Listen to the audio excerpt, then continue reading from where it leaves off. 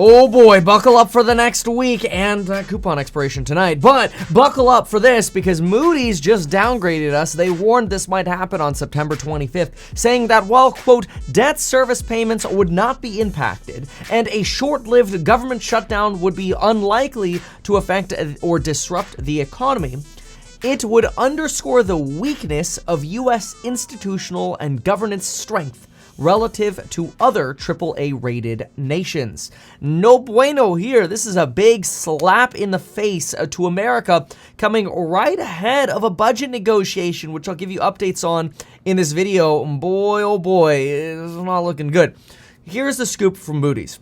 So Moody's today turned from neutral on the United States government and economy to negative. They're citing national fiscal strength. In plain English, Moody's is like this. Yo, everyone, listen up. The government printed too much money. They spent way too much money. They got lots of debts that got to be paid off. We don't think Congress is going to be capable of doing anything until 2025. And over the next year, somebody's going to have to pay for these higher interest rate debts because as your treasuries roll over, guess what? The government's got to pay more money in debt. And as they pay more money, more problems.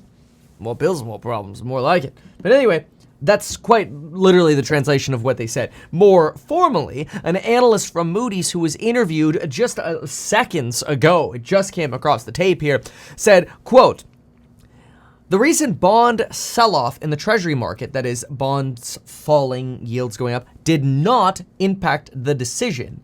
Instead, the expectation that the government's going to have to support higher debt payments because of higher rates next year are what impacted the decision, plus polarization around the budget-making process. They think basically, Congress is going to be dysfunctional and very extreme until the election. And since nothing actually changes at the election because you have to get through the lame duck session through November and December, guess what? You have to wait until January 2025 before you actually expect anything gets done.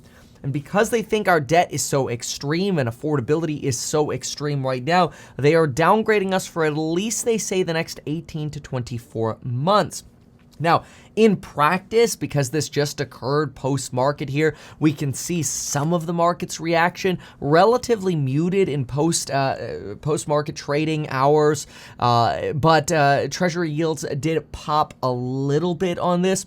I think the big question will be how treasuries move going into Monday as people digest this and as we get our budget from Mike Johnson. So remember, Mike Johnson just became the Speaker of the House, the last dude who offered a clean funding resolution to fund the government got fired.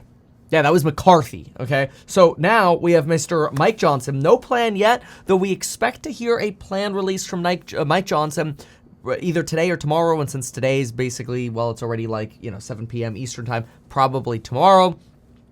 Mike Johnson so far says he is less interested in focusing on impeaching Joe Biden. However, we do have just 1 week left to focus on this budget resolution.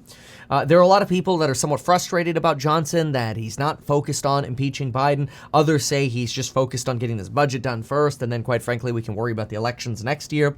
There are 3 options, and right now, Mike Johnson's plan is to have something to vote on by Wednesday of next week. So a plan revealed this weekend. People can read it, or they probably won't, and then it can be voted on Wednesday. There are 3 options. They could go with a stopgap bill, which is basically just kick the can down the road to some predetermined date. They can go with option number 2, which is throwing in a stopgap bill, which is kicking the can down the road, and then throwing in some sweeteners for things they want, like border security. That doesn't have some bipartisan support. Option number 1 does have bipartisan support. And option number 3 would be kind of splitting the government's funding up into what they're calling a laddered approach, which is like, we'll fund this, but not that. It's kind of a way to try to negotiate with the Dems. Keep this in mind that Joe Biden is requesting $106 billion for aid for Taiwan, Israel, and Ukraine. Republicans have said, we'll give you not $106 billion, how about $14 billion to Israel, and then we're also going to cut funding to the IRS.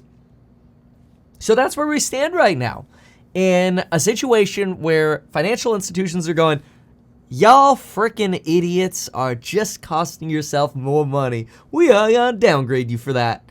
And at the same time, you got people on the left going, we need to send more money. And then you got people on the right who say, we also need to send more money, but we want to send it our way, and we're going to debate about it. And then you have other people on the right who say, stop sending more money. And then you have other people on the left who are like, no, send even more money. It's just a disaster. We have no idea what's going to happen, but let's buckle up because this is the kind of uncertainty that leads the stock market to pull back.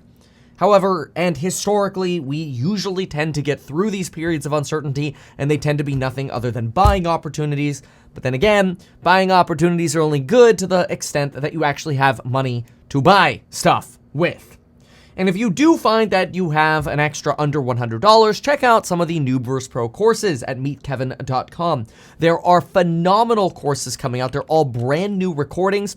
Some of the top sellers right now are how to present and speak with confidence, negotiate any deal and win, renovate real estate, how to sell anything to anyone, how to start a profitable side hustle, talk about LLCs, insurance, you name it, fundamentally analyze stocks, never pay taxes in America, boost your productivity, learn all about these courses and more by going to meetkevin.com. You can also shadow me at the top. You'll see Shadowing Kevin or Financial Advice with Kevin. Thank you so much for watching this video.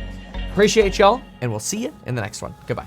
Why not advertise these things that you told us here? I feel like nobody else knows about this. We'll try a little advertising and see how it goes. Congratulations, man. You have done so much. People love you. People look up to you. Kevin Paffrath there, financial analyst and YouTuber. Meet Kevin. Always great to get your take.